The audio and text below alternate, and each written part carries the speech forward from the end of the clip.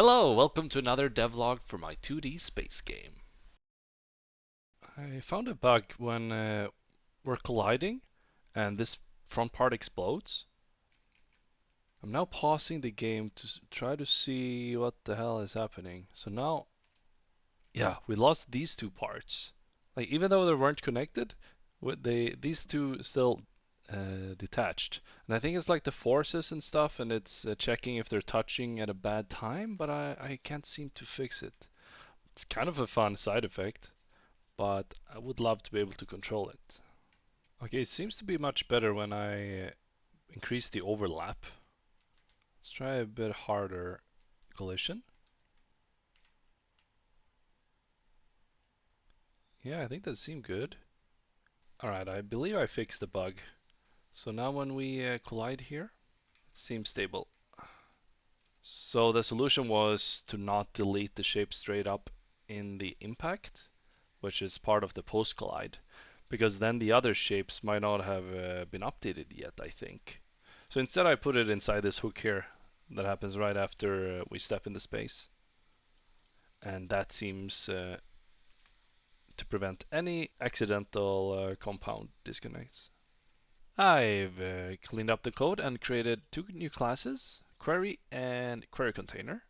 That's now used anytime we want to know what shapes a given shape is touching with optional filters and such. And also makes it very convenient to see if the overlap is too big, because then we shouldn't allow the compound shape to be created. Except there's at least one issue. For example, in this configuration, it used to work perfectly before. If I were to remove the circle now, then the left and right would become two compound shapes. But now, only one of them are. And the issue is my new code here, which I cleaned up a lot. I was pretty happy with it, but it's wrong. Because the issue is here, when we make that shape single, like that circle in the previous example, then we check all the touching shapes, and we update their compounds. And then in update compound, we get all the touching shapes, which is populated recursively. And then we iterate all the shapes that are in the body but not in the touching shapes, and we make those single. So it's literally what I'm doing there. I thought it would work, but I didn't think of that structure. Okay, so let's try this. If there's a mismatch between the shapes in the body and the shapes that are all touching, and those, by the way, like I said, they're recursive, but we have the body filter, so it's only shapes that are in the same body. Let me get those shapes there. And then we set the shape of self to none, so we get a new fresh body for self, and then we iterate the rest of the shapes, and we set all of those bodies to self, creating a new compound shape based on self. Let's see if it works. All right, and yes, looking good. All right, I found an issue here. Previously, I was checking if the ID exists, but because that's what I thought they were using when I looked in their source code, but that was never triggering. So changing it to this makes it trigger, and then that removes the shape from the body. And then if there aren't any shapes left in the body, we delete the body, but this was never getting triggered. And then this is where we have all this stuff where we set everything orbiting this body to stop. And that seems to have fixed that issue. And adding a test for this exact scenario, we have a rocket and a planet, and then we run the simulation a bit, so we let the rocket acquire the planet as its parent.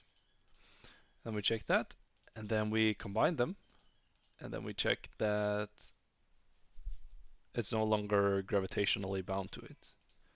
And running that, we can see it's working. And I have this really nice decorator here that lets me see the test scene. And yeah, looks perfect. I've got some resizing code in place. This whole thing is very messy, but it's kind of working. I just want to get something working and then clean it up once I know what it's gonna look like. But now we have these corner dots and we can click them and resize. And I'm currently trying to limit them so you can't go past a certain point. Kind of works. But then it's not even. It's supposed to be. And yeah, if you let go and then go again, it's a bit messed up. So I'm almost there. I made a new method here to get the corner at a position, which lives alongside shape at position. And we use this when we start moving a shape, and that's how we determine whether we're going to resize it or not. Then if we didn't find a corner, we try if there's a shape at the pos. Then if we have a moving shape, either by resizing or not, we do this stuff. And I'm now cleaned up this. So I believe it's working perfectly now, the resizing, as I want it. Let's try it out. So we can grab the corner outside the shape, and that works perfectly. Grab it inside, and there's a minimum size there. We can grab it again to resize it. We can even scroll at the same time. That works perfectly till we hit the max size. And yeah, super happy with this. Bit of a downside here, like if you grab this at the furthest point, it's a bit slow to pull out. But this is the way I want it because I don't want the corner to snap to the mouse because then you get that jittery motion. I want it to be perfectly smooth when you start moving it.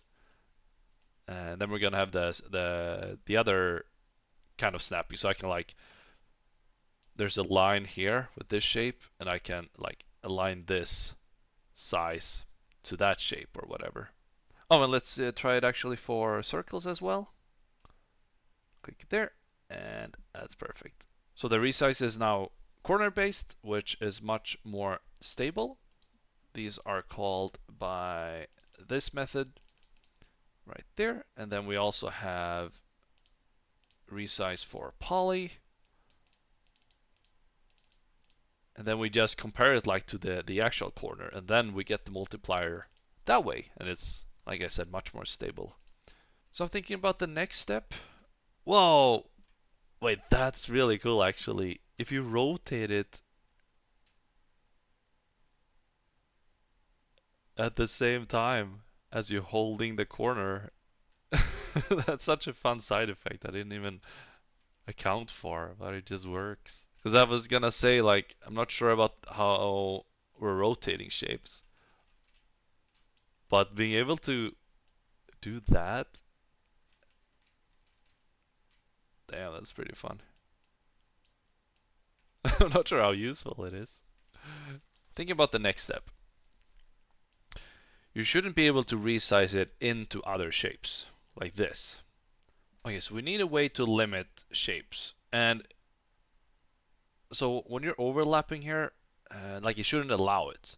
So I wonder if we could just do that instantly, just make it stop like there and then there. Because there's going to be other reasons as well, like when you're building, it's going to require resources. And if you run out of resources, that might also stop it from expanding. So let's see if we can do that. I updated the resize method. So now we're checking if there's anything overlapping, and if there is, we just reset it to the previous corner. And trying that out, we get this. That's perfect. Like, it should even work. That's so weird. It's like, go here, bonk. Yeah.